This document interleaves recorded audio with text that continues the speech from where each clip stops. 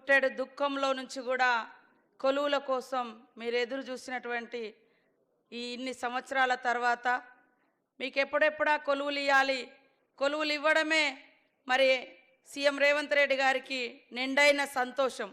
ఆ సంతోషాన్ని ఈరోజు మీతో పంచుకొని మీ జీవితాలలో వెలుగు నింపాలని, మీ కుటుంబాలన్నీ కూడా సుఖ సంతోషంగా ఉండాలని ఎన్నో ఏళ్లుగా ఎదురు చూస్తున్నటువంటి కారుణ్య నియామకాలు పంచాయతీరాజ్ నుంచి, అదేవిధంగా మున్సిపాలిటీ నుంచి మరి వివిధ హోదాల్లో పనిచేసి చనిపోయినటువంటి కుటుంబ సభ్యులకు ఈరోజు ఉద్యోగ నియామకాలు ఇవ్వడం, మరి ముఖ్యమంత్రి గారు ముఖ్య అతిథులుగా వచ్చి వారి చేతులుగా ఈ యొక్క నియామక పత్రాలు ఇవ్వడం మా అందరికీ మీ అందరికి కూడా చాలా సంతోషమని నేను భావిస్తూ, వారికి ప్రత్యేకంగా మన సీఎం రేవంత్ రెడ్డి గారికి యువజన నాయకులు, యువతను అత్యధికంగా ప్రోత్సహించే నాయకులు మరి ఉద్యోగాలు ఇచ్చి జీవితాంతం వాళ్లకు ఒక భరోసానివ్వాలనేటువంటి కలలు గంటూ మీరు కన్న కలల్ని ఈరోజు నిజం చేస్తున్నటువంటి నాయకుడు మన రేవంత్ రెడ్డి గారికి స్వాగతం, సుస్వాగతం.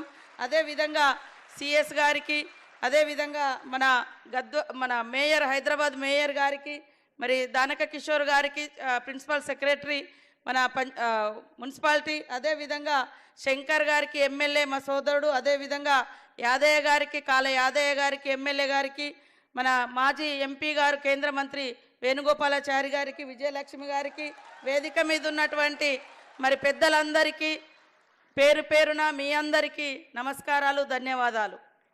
మీకు అందరికీ తెలుసు, తెలంగాణ ఉద్యమమే మనం తెచ్చుకున్నది, పోరాడింది మరి ఉద్యోగాలు, కొలువుల కోసం. ఆ కొలువుల కోసం తెలంగాణను సాధించుకున్నాం. అంతకుముందు కూడా పోరాటం చేసి అసూలు బాసింది తెలంగాణ ఉద్యమంలో యువకులే. తెలంగాణ వచ్చిన తర్వాత కూడా 10 సంవత్సరాలలో కేవలం గత ప్రభుత్వం 81,622 అంతే తప్ప ఉద్యోగాలు ఏమి ఇయ్యలేదు. వాళ్ళు గనక నిజంగా గత ప్రభుత్వం ఉద్యోగాలు ఇచ్చుంటే ఏండ్ల కొద్దీ ఇళ్లల్లో కుటుంబ సభ్యులను కోల్పోయి ఇవాళ ఉద్యోగాల కోసం మీరు చూసిండే వాళ్ళు కాదు. అవునా కాదా ఒక్కసారి ఆలోచించండి. ఉద్యమంలో కొట్లాడి చనిపోయారు, మళ్ళీ తెలంగాణ వచ్చిన తర్వాత కూడా ఇంకా ఎప్పుడు వస్తుందని కూడా చాలామంది యువత సూసైడ్ చేసుకున్నారు. కానీ ఈరోజు మన ప్రభుత్వం, మన ఇందిరమ్మ ప్రభుత్వం, మన సీఎం రేవంత్ రెడ్డి గారి ప్రభుత్వం యువతకు కొలువులు ఇవ్వాలి. అది ఆయనకు ఒక పండుగ. ఎందుకంటే ఆనాటి ప్రభుత్వం కేవలం ఒక ఆశ చూపింది, కానీ ఆశలలో మరి ఆశలను నెరవేర్చే విధంగా ఏమాత్రం చేయలే. కేవలం వాళ్ళ కుటుంబంలో ఎవరైనా ఓడిపోయినా, ఎవరైనా ఏదైనా అయితే మాత్రం వెంటనే వాళ్ళ కొలువులు ఇచ్చారు తప్ప మన ఇళ్లలో కనీసం చనిపోయిన వాళ్ళకు వాళ్ళ స్థానంలో కారుణ్య నియామకాలు చేపట్టలేదు. రాష్ట్రంలో ఉన్నటువంటి యువతకు కూడా ఉద్యోగాలు ఇచ్చినటువంటి దాఖలాలు లేవు. మరి నిన్నటి వరకు చూస్తే ఇప్పటి వరకే సంవత్సరం లోపు దాదాపుగా 57,000కు పైగా ఉద్యోగాలు ఇచ్చినటువంటి ఘనత, మరి ఉద్యోగులకు సంబరాన్ని నింపి నిరుద్యోగ యువత యొక్క నిరాశలను తొలగించినటువంటి ఘనత కూడా మన సీఎం రేవంత్ రెడ్డి గారిది. అది మీ యొక్క కుటుంబ సభ్యుల్లాగా మీ అందరి ఆశలు, ఆకాంక్షలు నెరవేర్చాలి, నిరాశ వైపు పోకూడదు. వీళ్ళు ఈ రాష్ట్ర అభివృద్ధిలో భాగస్వాములు కావాలని వారు నిరంతరం ఎక్కడ ఏ ఖాళీలు ఉన్నాయన్నా వెంటనే నోటిఫికేషన్స్ ఇవ్వడం లేదా ఫిలప్ చేయడము ఈ రకంగా చేస్తూ ఉన్నారు. టీఆర్ఎస్ వాళ్ళు అంటారు మేము నోటిఫికేషన్లు ఇస్తే మీరు చేస్తున్నారని.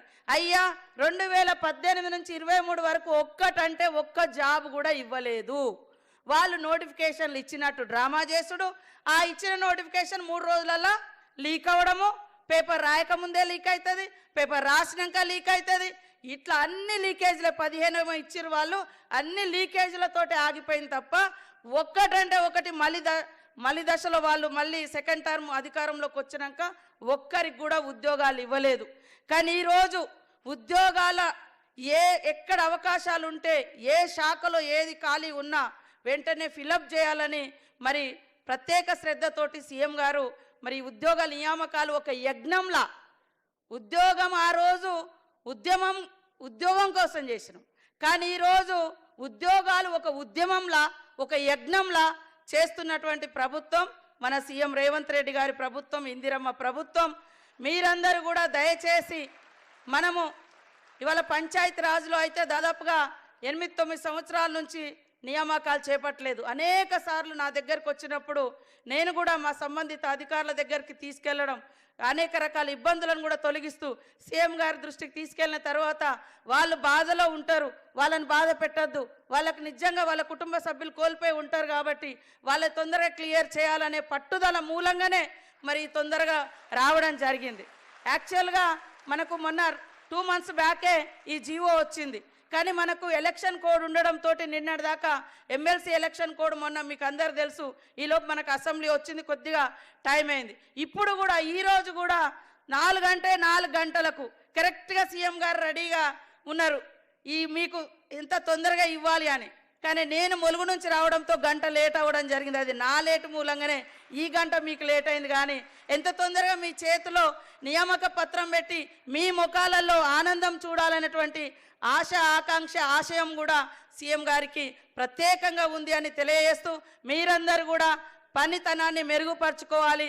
ఉద్యోగం అంటే ఏదో నామమాత్రంలాగా కాకుండా దాన్ని ఒక మరి మానవతా దృక్పథంతో హార్డ్ వర్క్ చేసి మన యొక్క గవర్నమెంట్కు మంచి పేరు తీసుకురావాలి. తద్వారా మీ కుటుంబాలు కూడా మీ పనితనాన్ని చూసి గల్లెగరేసుకొని మీకు సన్మానాలు చేసినప్పుడు ఎస్ మా కొడుకు మా బిడ్డ ఈ ఉద్యోగంలో మంచిగా చేశారు కాబట్టి వాళ్ళకి సన్మానాలు వచ్చినాయని. లేదా సస్పెండ్ అయితే ఎంత బాధపడతారు, మిమ్మల్ని కన్నోళ్ళు కానీ మీరు కన్నోళ్ళు కానీ ఇద్దరు బాధపడే పరిస్థితి ఎప్పుడు తీసుకురావద్దు. ఎప్పుడు కూడా మన కుటుంబ సభ్యులు గర్వంగా చెప్పుకునే విధంగా ఈ మన ప్రభుత్వానికి తోడుగా ఉంటూ మరి మంచి పని చేసి ప్రజలకు సేవకులుగా ఉండాలని మనస్ఫూర్తిగా కోరుకుంటూ మీ అందరికీ శుభాకాంక్షలు, ధన్యవాదాలు తెలియజేస్తా ఉన్నాను.